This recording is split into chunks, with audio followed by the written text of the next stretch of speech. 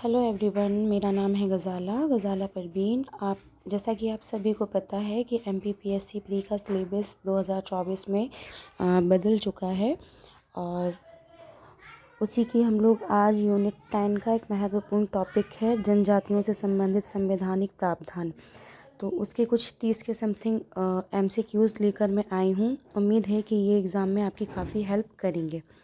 तो हम लोग शुरू करते हैं।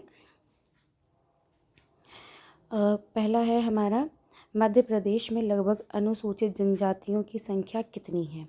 तो मध्य प्रदेश में जो अनुसूचित जनजातियां हैं उसकी संख्या बताना है कि कितनी होगी 2011 के अनुसार। तो ऑप्शन है हमारा ए 143 लाख, 153 लाख, 163 लाख या 173 लाख। याद रखिएगा ये लगभग है। वैसे इसकी जब हम आंसर देख लेंगे तो मैं इसकी एक्चुअल जो जनसंख्या है वो आपको बता दूँगी। तो इसका आंसर है हमारा 153 लाख। तो चलिए मैं आपको बताती हूँ कि 2011 के अनुसार कुल अनुसूचित जनसंख्या कितनी है मध्य प्रदेश में। तो ये है 153, 16 और 784। ठीक है, तो हमें लगभग याद रखना है। ये 153, 16 आप इतना याद कर सकते हैं। ठीक है, अगला देखते हैं हम। सेकंड क्वेश्चन है हमारा, मध्य प्रदेश की अनुसूचित जनजाति का भारत में कितना प्रतिशत है। तो हमें क्या बताना है कि मध्य प्रदेश की जो अनुसूचित जनजाति है उसका मध्य प्रदेश में कितना प्रतिशत है। तो ऑप्शन है हमारा 25, 15, 17 या 18। कितना परसेंट है। तो ये है हमारा 17% है। कितना है, 17%। ठीक है आप सभी जानते होंगे कि हमारा मध्य प्रदेश जो है उसमें सबसे ज़्यादा, भारत की सबसे ज़्यादा अनुसूचित जनजातियां निवास करती हैं, है ना, जो समथिंग 113 लाख के करीब है। तो ये याद रखिएगा आप। हम भारत में हमारा कितना योगदान है अनुसूचित जनजाति को लेकर, 17%। ठीक है, अगला देखते हैं हम। थर्ड, मध्य प्रदेश की जनसंख्या में अनुसूचित जनजाति का कितना प्रतिशत है। अभी हमने देखिए भारत में बताया कि हम भारत में कितना योगदान देते हैं, लेकिन अभी है हमारा कि मध्य प्रदेश के अंदर जो कुल जनसंख्या है, तो मध्य प्रदेश की कुल जनसंख्या में अनुसूचित जनजाति का कितना प्रतिशत है हमें वो बताना है। संख्या हमने देख ली 153 लाख है ना। तो मध्य प्रदेश की जनसंख्या में अनुसूचित जनजाति का कितना भाग है, 11.10, 21.10 या फिर 31.10 या 41.10। तो आप बताएं कितना होगा। ठीक है, चलिए मैं बताती हूँ। ये है हमारा ऑप्शन बी, 21.10। ठीक है, याद रखिएगा आप लोग, 21.10। अगला करते हैं क्वेश्चन 4। मध्य प्रदेश और भारत की सबसे बड़ी जनजाति कौन सी है। याद रखिएगा, मैंने इसमें सबसे पहले मध्य प्रदेश लिखा है, फिर लिखा है भारत। तो पहले आपको मध्य प्रदेश की सबसे बड़ी जनजाति बताना है और फिर भारत की सबसे बड़ी बताना है। ठीक है, मैं एक काम करती हूँ, आप लोगों को डायरेक्ट आंसर बताती जाती हूँ। ऑप्शन आप लोग पढ़ लीजिएगा बाद में, है ना, वरना वीडियो लंबी हो जाएगी। तो ये है हमारा मध्य प्रदेश में सबसे बड़ी जनजाति है हमारी भील। ठीक है, और भारत में सबसे बड़ी जनजाति है हमारी गोंड। ठीक है, तो ये ऑप्शन कौन सा है हमारा, ऑप्शन सी है। तो मध्य प्रदेश में सबसे बड़ी जनजाति भील हो जाएगी और भारत में गोंड हो जाएगी। चलिए अगला देखते हैं। किस अनुच्छेद के अंतर्गत वर्णित लोग अनुसूचित जनजाति वर्ग के हैं। संविधान का अनुच्छेद हमारा है, उसके अंतर्गत एक अनुच्छेद ऐसा है जिसमें ये कहा गया है कि ये जो लोग हैं वो अनुसूचित जनजाति के अंतर्गत आएंगे। तो वो कौन सा है, तो वो है हमारा ऑप्शन बी, 342। अगर देखा जाए तो 342 है। ठीक है, अगला करते हैं हम क्वेश्चन नंबर 6।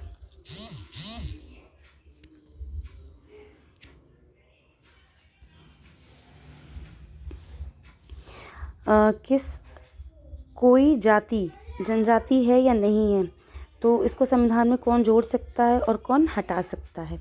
देखिए, दो तरह से क्वेश्चन आता है। एक तो कि कोई भी जाति जनजाति है या नहीं है, तो इसकी अधिसूचना कौन जारी कर सकता है। तो इसकी अधिसूचना तो जारी कर सकता है हमारा राष्ट्रपति। ये अधिकार सिर्फ इसी को होता है।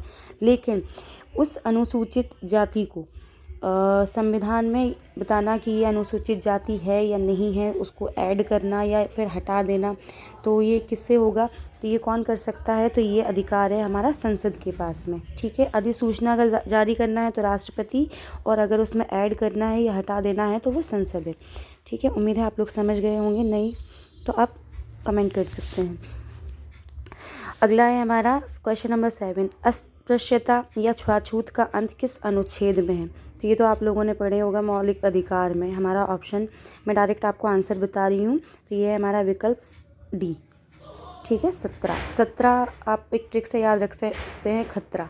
अगर आप लोग छुआछूत करेंगे तो आप खतरे में पड़ जाएंगे, है ना। आजकल तो केस वगैरह भी हो जाते हैं। तो अनुच्छेद 17। नेक्स्ट है हमारा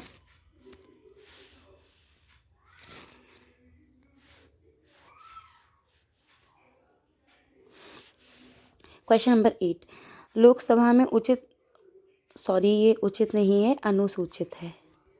अनुसूचित है ना। अनुसूचित को पता है आप लोगों के, हम लोग एसटी भी कहते हैं ना, शेड्यूल ट्राइब्स। तो अनुसूचित जनजाति के लिए आरक्षण किस अनुच्छेद में है? इस क्वेश्चन को थोड़ा सा ठीक कीजिएगा, ये पूरा टाइप नहीं हो पाया है। इस क्वेश्चन आपको आप अच्छे से लिख सकते हैं। नहीं, सही है, मैंने ये पढ़ा नहीं। लोकसभा में अनुसूचित जनजाति के लिए आरक्षण किस अनुच्छेद में है? तो यहाँ पर आप याद रखिएगा, इसमें पूछा है कि लोकसभा में, ठीक है ना। मध्य प्रदेश की जो अनुसूचित जनजाति है उसका लोकसभा में जो सीटें हैं वो, उसका आरक्षण किस अनुच्छेद में होगा?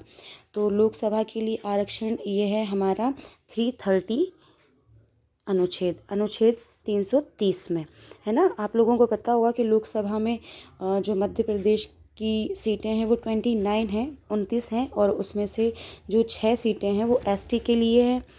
लिख लीजिए आप कि एमपी की कितनी सीटें हैं? 29, और उसमें से एसटी की 6 हैं और एससी की 4 हैं ना।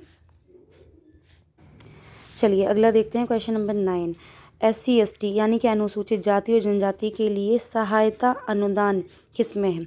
ये किस में, इसको ठीक कर लें, किस में है, किस अनुच्छेद में है? 244, 275, 339 या 350? तो ये है हमारा ऑप्शन बी, 275 जो अनुच्छेद है उसमें हमें अनुसूचित जाति और जनजाति के लिए जो सहायता करने के लिए अनुदान दिया गया है। अगला देखते हैं हम, क्वेश्चन नंबर 10, राज्य विधानसभा में, याद रखिएगा यहाँ पे कहा गया है राज्य विधानसभा में अनुसूचित जनजाति के लिए आरक्षण किस अनुच्छेद में है? किस अनुच्छेद में बताया गया है कि किसी भी अनुसूचित जनजाति को राज्य विधानसभा में कितना आरक्षण होगा? वैसे ये जनसंख्या के आधार पर होता है, तो हमें बताना है कि किस अनुच्छेद में है ये। चलिए देखते हैं, तो इसका आंसर है 332। कौन सा है? 332। याद रखिएगा, लोकसभा में हमारा 330, ठीक है, कितना है? 330 अनुच्छेद में है। और ये भी याद रखिएगा, देखो एक ट्रिक है, 3 और 3 कितना होता है? 6 होता है। तो एमपी में एसटी के लिए जो सीटें रिजर्व हैं वो 6 सीटें रिजर्व हैं, ठीक है। और राज्य विधानसभा में अनुसूचित जनजाति के लिए किस अनुच्छेद में प्रावधान किया गया आरक्षण का? तो वो 332 में किया गया है, ठीक है। अगला देखते हैं, क्वेश्चन नंबर 11, मध्य प्रदेश में लोकसभा में अनुसूचित जनजाति के लिए कितनी सीटें हैं? ये मुझसे गलत हो गया था टाइप, लेकिन मैंने आपको इसका पहले ही बता दिया है कि लोकसभा में जो मध्य प्रदेश की अनुसूचित जनजाति है उसके लिए 6 सीटें रिजर्व हैं, ठीक है। अगला है हमारा क्वेश्चन 12, किस अनुच्छेद में कमज़ोर वर्ग, अनुसूचित वर्ग आदि के शिक्षा अर्थ संबंधी हितों का प्रावधान किया गया है? ठीक है, तो ये किस अनुच्छेद में है कि आप कमज़ोर वर्ग या अनुसूचित वर्ग के हितों का प्रावधान है कि आप शिक्षा के मामले में उनकी हेल्प करें या फिर अर्थ के मामले में उनकी हेल्प करें? तो ये है हमारा 46, अनुच्छेद 46, ठीक है। अगला देखते हैं, क्वेश्चन 13, मध्य प्रदेश राज्य विधानसभा में जनजाति के लिए कितनी सीटें हैं? विधानसभा, वैसे तो इसका आंसर मैंने आपको पहले बता दिया है, फिर भी आप बताएं। तो विधानसभा में वैसे एमपी की सीटें हैं 230, ठीक है, कितनी है? 230। तो उसमें से हमें बताना है इन 230 में से अनुसूचित जनजाति जो ST है हमारा, उसके लिए कितनी सीटें हैं? तो इसका आंसर मैं सीधे बता देती हूँ आपको, इसका आंसर है D, 46 सीटें हैं। कितनी सीटें हैं? 46 सीटें हैं। अगला देखते हैं क्वेश्चन 14। ठीक है, क्वेश्चन 13 देखना है हमें, हाँ 14 देखना है। तो क्वेश्चन 14 है हमारा, जनजातियों के कल्याण के लिए केंद्र सरकार का नियंत्रण किस अनुच्छेद में है? कि जनजातियों के कल्याण के लिए अगर कोई योजना बनाना है या कुछ करना है तो उसके कल्याण के लिए इसका नियंत्रण केंद्र सरकार के पास है। ठीक है, लेकिन ये किस अनुच्छेद में वर्णित है हमें वो बताना है। तो ये है हमारा, कौन सा है? तो ये है हमारा 339। ठीक है, आप लोग याद रखिएगा। मैं इसमें से आपको ये बता देती हूँ कि 335 क्या है। 335 है, इसमें अनुसूचित जाति जनजातियों का संघ राज्य सेवा में जो आरक्षण के दावे हैं, क्या है इसमें? आरक्षण के दावे, है ना, दावों का वर्णन प्रावधान है 335 में। और भी जो आगे आते जाएंगे ऐसे ज़रूरी होंगे, मैं आपको बताती जाऊँगी। आगे देखते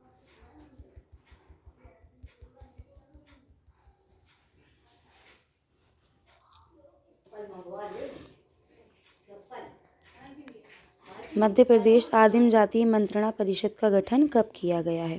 तो ये गठन कब किया गया है? इसका ऑप्शन है ऑप्शन ए, 1957 में किया गया है। ठीक है, अगला देखते हैं हम क्वेश्चन नंबर 18। मध्य प्रदेश के किस जिले की सर्वाधिक जनसंख्या अनुसूचित जनजाति की है? हमें MP के अंदर बताना है। भारत में तो कौन सा राज्य है? MP, जिसमें सबसे ज़्यादा अनुसूचित जनजातियाँ पाई जाती हैं, ठीक है ना। लेकिन MP के अंदर किस जिले में सबसे ज़्यादा अनुसूचित जनजातियाँ हैं? तो ये बताएं आप। धार, अलीराजपुर, झाबुआ, रतलाम, किस में है? तो ये है हमारी धार में। ठीक है, ऑप्शन ए सही है, धार।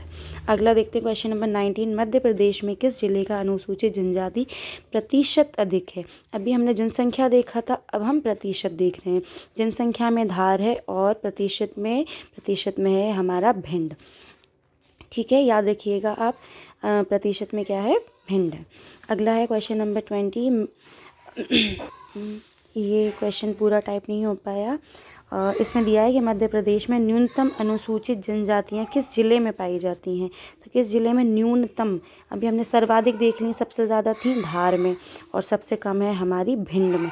ठीक है, आप याद कर लीजिए, सबसे ज़्यादा किस में है? हमारी धार में है, और सबसे कम किस में है हमारी? तो कम है हमारी भिंड में। ठीक है,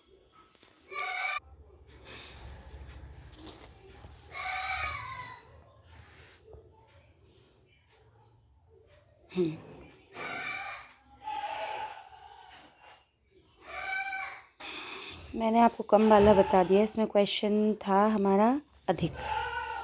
ठीक है ना, ये भी गलत नहीं है, मैंने जो बताया अधिक के हिसाब से हमारा अलीराजपुर है। किसमें सब सर्वाधिक अनुसूचित जनसंख्या का प्रतिशत है? तो जनजाति का प्रतिशत है वो है हमारा अलीराजपुर में। ठीक है, अगला देखते हैं हम। ये वाला बता दिया था मैंने अभी आपको 20। चलिए 21 देखते हैं। संघ राज्य सेवा में अनुसूचित जनजाति के लिए आरक्षण के दावे, संघ हो या फिर राज्य हो, इसके में जब सेवा हो, संघ राज्य सेवा में अनुसूचित जनजाति के लिए आरक्षण के दावे किस अनुच्छेद में? ये मैंने आपको थोड़ी देर पहले भी बताया था। चलिए हम इन सबको ही देख लेते हैं। 330 अनुच्छेद में क्या कहा गया है कि लोकसभा में अनुसूचित जनजातियों के आरक्षण, जो कि MP में 6 सीटें हैं। ठीक है, 332 में किस में आएगा? विधानसभा में। राज्य की जो विधानसभा होती है उसमें आरक्षण। तो राष्ट्र की विधानसभा में जो आरक्षण है वो 332 में है, जो MP का कितना है? 47 है। ठीक है, फिर है हमारा 335। तो इसका आंसर है हमारा 335, जिसमें संघ राज्य सेवा में अनुसूचित जनजाति के आरक्षण के दावों का प्रावधान है। एक और है हमारा, हम इसे भी देख लेते हैं। 342 एसटी से संबंधित है कि इसमें राष्ट्रपति ये अधिसूचना जारी कर सकता है कि कौन सी जाति अनुसूचित है और कौन सी नहीं है, तो उसको डिक्लेयर कर सकता है, अधिसूचित कर सकता है। तो याद रखिएगा 342, एक तो है हमारा 341, ये तो हमारा एससी से संबंधित है, अनुसूचित जाति से। एक है हमारा 342 जो कि हमारे सिलेबस में हमें 342 यानी अनुसूचित जनजाति को पढ़ना है, ये हमारा एसटी से संबंधित है। ठीक है, चलिए अगला देखते हैं क्वेश्चन नंबर 22। राष्ट्रपति सार्वजनिक अधिसूचना द्वारा जनजातियों जनजातीय समुदायों या जनजातियों के कुछ हिस्सों को अनुसूचित जनजातियों के रूप में निर्दिष्ट कर सकते हैं। ये किस अनुच्छेद में कहा गया है? तो ये किस अनुच्छेद में कहा गया है? अभी मैंने कुछ देर पहले बताया था आपको 342, तो ये हमारा आंसर क्या हो जाएगा? 342 का भाग 1। ठीक है, अगला देखते हैं हम, बाल श्रम प्रतिबंध किस अनुच्छेद में है? ये तो मौलिक अधिकार वाला आ गया है ना। मौलिक अधिकार में आपने पढ़ा ही होगा कि बाल श्रम किस अनुच्छेद में है, तो ये हमारा 24 में है। ठीक है, अगला देखते हैं हम 24, क्वेश्चन नंबर 24, किस अनुच्छेद के अंतर्गत शोषण के विरुद्ध अधिकार है? देखिए शोषण के विरुद्ध अधिकार, क्योंकि आप पहले के टाइम में आप जानते ही हैं कि अंग्रेज़ों के टाइम तक, इवन अभी भी कई बार ऐसा होता है कि महिलाओं से, बच्चों से उनका शोषण किया जाता है ना। और ये बेगारी वाला था, बेगारी के काम लिए जाते हैं, शोषण आप समझ ही सकते हैं। तो इसमें अनुसूचित जाति जनजाति का भी इसमें अधिकार, जो शोषण के विरुद्ध अधिकार है वो इसमें आता है, इसलिए मैंने इसको लिया है। तो ये शोषण के विरुद्ध अधिकार किस अनुच्छेद में है? तो ये है हमारा, बताइए आप किस अनुच्छेद में होगा? ये हमारा अनुच्छेद 23। ठीक है, तो ऑप्शन बी ठीक होगा हमारा। अगला देखते हैं हम क्वेश्चन नंबर 25, पाँचवीं अनुसूची। क्वेश्चन थोड़ा बड़ा है लेकिन मैं समझा दूंगी। पाँचवीं अनुसूची के प्रावधान किस अनुसूची के? पाँचवीं अनुसूची में जो प्रावधान दिए गए हैं वो असम, मेघालय, त्रिपुरा, मिजोरम राज्यों के अलावा, इन राज्यों के अलावा किसी भी राज्य में अनुसूचित क्षेत्रों और अनुसूचित जनजातियों के प्रशासन और नियंत्रण पर लागू होंगे। छठी अनुसूची के प्रावधान असम, मेघालय, त्रिपुरा और मिजोरम राज्यों में जनजातीय क्षेत्रों के प्रशासन पर लागू होंगे। क्या होगा? देखिए, पाँचवीं के छठे में होंगे और छठी के पाँचवें में होंगे, है ना। कि मतलब कि अगर वहाँ पर कोई योजना या कोई प्रशासनिक नियंत्रण चल रहा है वो छठी में आ जाएगा, जो छठी में वर्णित राज्य हैं उन पे लागू होगा, और जो छठी में के जो नियम कायदे होंगे, जो प्रावधान होंगे वो किस पर लागू हो जाएंगे? पाँचवीं अनुसूची में हो जाएंगे। तो ये किस अनुच्छेद में कहा गया है? तो ये कहा गया है हमारा 244, है ना। अगर इसका भाग भी पूछा जाए तो 244 का 1। ठीक है, अगला देखते हैं लोक नियोजन में अवसर की समानता। ठीक है, क्या है क्वेश्चन? लोक नियोजन में अवसर की समानता किस अनुच्छेद में है? तो ये भी हमारा मौलिक अधिकार से है। 14, 15, 16, 17 आप लोगों ने पढ़ा होगा। लोक नियोजन से संबंधित हमारा अनुच्छेद 16 है। अगला देखते हैं 27, सामाजिक व शैक्षणिक रूप से पिछड़े वर्गों के लिए शासकीय सेवा में आरक्षण की पात्रता किस अनुच्छेद में है? ये भी हमारा किससे है?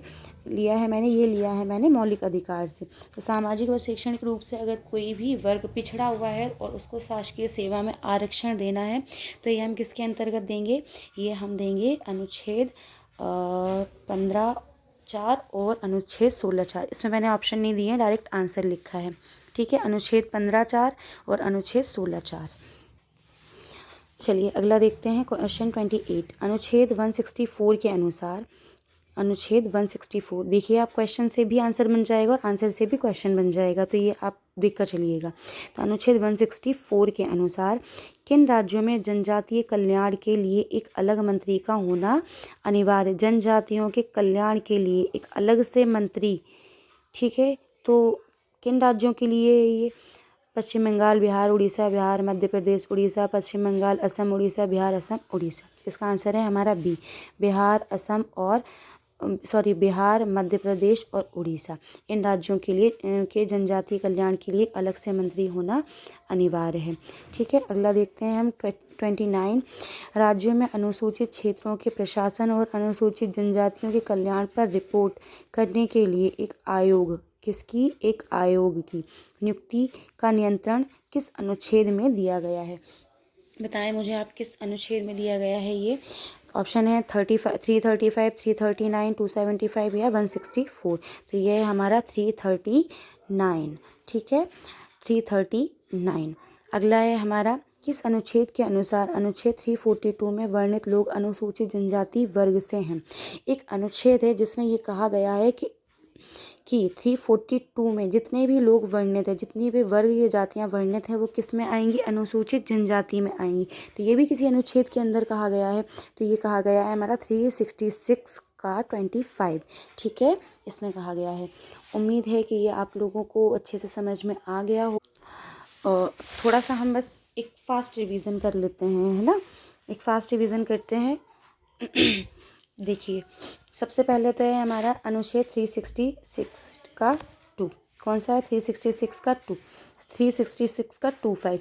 इसमें क्या कहा गया है? इसमें कहा गया है कि 342 में जितने भी लोग वर्णित है वो किस में शामिल है? एसटी में शामिल है, ठीक है। फिर अगला है हमारा अनुच्छेद 15(4) और अनुच्छेद 16(4). इसमें क्या कहा गया है? इसमें है ना जो नियुक्ति, पदारक्षण और लोक नियोजन, इनकी बात की गई है, ठीक है। फिर है हमारा अनुच्छेद 275, वेरी वेरी इंपॉर्टेंट है, आप याद रखिएगा, 275। तो इसमें क्या कहा गया है? 275 में हम SC ST को क्या दे सकते हैं? सहायता अनुदान दे सकते हैं, ठीक है, सहायता अनुदान। फिर अगला है हमारा 23। तो 23 में आपको मैंने बताया था कि बंधुआ मजदूरी वगैरह ये हो गए, शोषण के विरुद्ध अधिकार, ये आ जाएगा इसमें, है ना। और 24 में श्रम, बाल श्रम को प्रतिबंधित कर दिया गया है, ठीक है। और जो भी 14 से कम एज वाले बच्चे हैं उसको बाल श्रम, उस पर प्रतिबंध है, ठीक है। फिर अनुच्छेद 17 में अस्पृश्यता का अंत है, 17 खतरा, ठीक है, आप इस तरह से याद रखिएगा। फिर है हमारा अनुच्छेद 330 में लोकसभा में सीटों का रिजर्वेशन है। तो लोकसभा में जो अनुसूचित जनजातियाँ, उसका MP में 6 सीटें हैं, ठीक है, सॉरी। फिर है हमारा 332, अनुच्छेद 332 में क्या है? विधानसभा में कितना है? विधानसभा में जो ST की MP में सीटें हैं वो 46 हैं, ठीक है। नेक्स्ट है हमारा 335। तो 335 में संघ और राज्य में, किसके? संघ और राज्य में जो आरक्षण के दावे हैं, क्या हैं? आरक्षण के दावे, ठीक है ना, उसका प्रावधान है इसमें। और है 342, इसमें तो फिर ये तो सारी चीज़ें सीपटी टिकी हुई हैं हमारी 342 की वजह से, इसमें ST का प्रावधान है ना। 341 में किसका प्रावधान किया गया है? SC के बारे में सारे नियम कायदे हैं, और 342 में ST के बारे में है। एक और है हमारा 338 में जो जनजातियां हैं उनके कल्याण के लिए केंद्र सरकार का नियंत्रण है ना, कि वो क्या योजनाएं वगैरह बनाती है। तो इसमें आप एक बात और ध्यान रख सकते हैं कि ये 28 अप्रैल 1960, कब? 28 अप्रैल 1960 में इसका गठन किया गया था। और जो UN ढेबर हैं, कौन है? UN ढेबर, इन्होंने अपनी रिपोर्ट दी थी 1961 में। इसके अध्यक्ष कौन थे 1960 में? UN ढेबर, ठीक है। और इन्होंने रिपोर्ट दी थी 1961 में, ठीक है। उम्मीद है आप लोग समझ गए होंगे। एक और देख लेते हैं 164। तो 164 में क्या कहा गया है कि उड़ीसा, मध्य प्रदेश, झारखंड, छत्तीसगढ़, ये कुछ राज्य हैं, इनमें जनजातीय कल्याण के लिए किसका प्रावधान है? मंत्रियों का, कि इसमें मंत्रियों की नियुक्ति करना ही करना है, ये अनिवार्य जनजातीय कल्याण के लिए। 164 में ऊपर ऑप्शन दिए गए हैं, उसमें ये दिया है, देखिए, ये बिहार, मध्य प्रदेश, उड़ीसा, इसमें शायद से झारखंड भी आता है, एक बार आप लोग चेक कर लीजिएगा। झारखंड, छत्तीसगढ़ भी है I think, but Madhya Pradesh तो है ही, क्योंकि हम लोग मध्य प्रदेश का पढ़ रहे हैं, तो 164 में मध्य प्रदेश तो शामिल है, ये आप याद रखिएगा। अगला है हमारा मध्य प्रदेश आदिम जाति मंत्रणा, ये हमने भी पढ़ा था। तो आदिम जाति मंत्रणा जो परिषद है वो 244 के तहत है। किसके तहत है? 244 के तहत है। ये आदिम जाति मंत्रणा, आप ऐसे करके याद कर लीजिएगा, आदिम मंत्रणा, ठीक है ना। उसका अगर पूरा नाम याद ना हो तो इसका गठन 1957 में हुआ था, है ना, हमारे संविधान लागू होने के 7 साल बाद, ठीक है। इस तरह से आप याद कर लीजिएगा इसको। और फिर इसको अपडेट भी किया गया है ना, इसको अपडेट किया था 2014 में अपडेट किया था, ठीक है। वैसे आप चाहें तो 1957, जो 57 का 7 है उसका आप 2 गुना कर देंगे तो 14 आ जाएगा। तो ये अपडेट कब हुआ है? 2014 में। आई होप आप लोगों को ये सब समझ में आया होगा। अगर नहीं आया है या फिर कोई भी प्रॉब्लम हुई है तो आप मुझे कमेंट कर सकते हैं। Thank you so much.